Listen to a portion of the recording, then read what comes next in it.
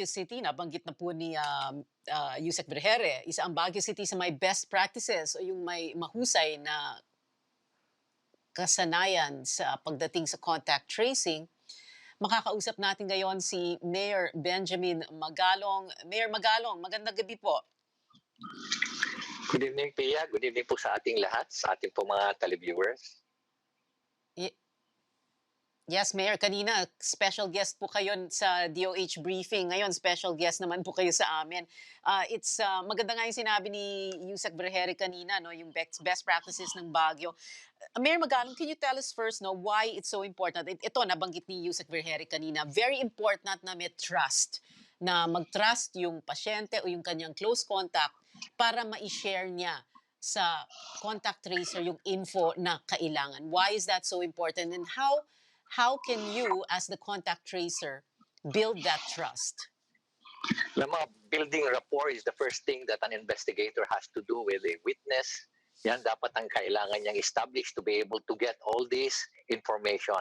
And we're not only talking about ano-anong information lang, kung ano-anong makuha lang niya na link sa tao. We need quality information because that will determine yung analysis natin. No?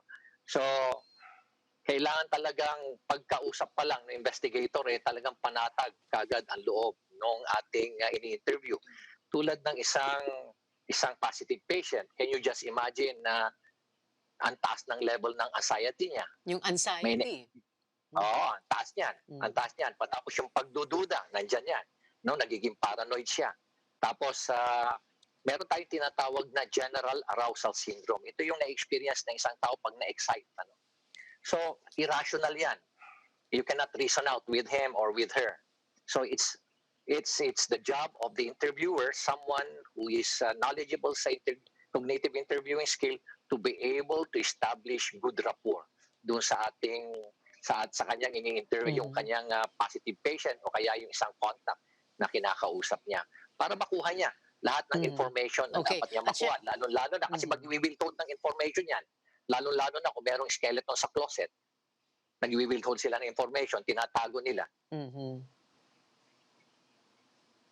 Okay. And of course, pag may anxiety o anxious yung ini-interview or may general arousal syndrome, minsan it's not just not willing to share but cannot remember. So if the investigator can elicit, edi mas maganda, mas ma-share niya. It's interesting also, Mayor Magalong, that you use the word investigator because, I mean, everybody knows you are a former police general. Hined niyo po ang Criminal Investigation and Detection Group, ang CIDG, and ang trabaho ng CIDG ay mag-imbestiga ng kaso, mag-imbestiga ng tao. So it's parang ang swerte ng Baguio City na mayor nila, dating CIDG at foremost police investigator. So, in other words, Mayor, parang ang trabaho ng contact tracer natin ngayon, parang investigator, police, pwede na rin journalist dahil mahilig kami magtanong. Tama po ba, Mayor? Precisely po. Yun na nga po ang lagi kong binabanggit na ang contact tracing is very similar to investigating a serial offender. Kaya hindi basta-basta pwede na lang na kung sino-sino na lang ang pwede mong bayaran, kunin at bayaran mo para mag-contact trace lang, para malaman lang yung sino yung contact nito. Hindi po ganyan ang contact tracing.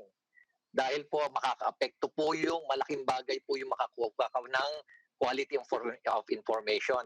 Unang-una, kailangan mo malaman what is the story behind every interaction. You need to establish yung content, yung substance. Importante po yan para ma-analyze po mabuti kung anong level ng risk ang isang contact. High risk ba siya, medium risk, o low risk siya? Kasi sa dami niyan, sa dami ng susundan mo, at ang resources mo naman, kukunti lang. And at the same time, kukunti rin yung PCR test mo o yung mga test kits na ginagamit mo, you need to rationalize talaga kung sino yung mga susundan mong mga contacts. Okay. So, and Mayor Magalong, syempre, napaka-importanting output ng trabaho ng contact tracer kasi data collection tool ito eh. Earlier in the briefing, you said garbage in, garbage out. So, kung hindi maganda yung data collected, yung na-elicit na info from the patient or from his close contact, edi wala rin. Yeah, tama ho yan. Unang-una, gusto ko lang kong ipahayag sa inyo na gumagamit po tayo ng technology. Kaya po yung information na magagather nyo, makukolekta nyo, kung ipapasok mo dun sa system na yon at hindi po quality yung information, eh, hindi rin po quality yung makukuha mong analysis o yung analytics na hinatawag natin. Mhm. So very important po talaga yung content, yung quality ng information. And you can only have this if you're doing the right thing sa contact tracing. In the same manner na you're doing the right Mhm. approach in investigation. Yeah, at kaya tama din na DILG ang lead agency para well yung isang bureau niya PNP, Police Investigator. Sayang Mayor Magalong, kulang po yung oras natin. Next time na lang po ulit. We hope to speak to you again. Salamat po, Mayor Benji Magalong of Baguio City. Abangan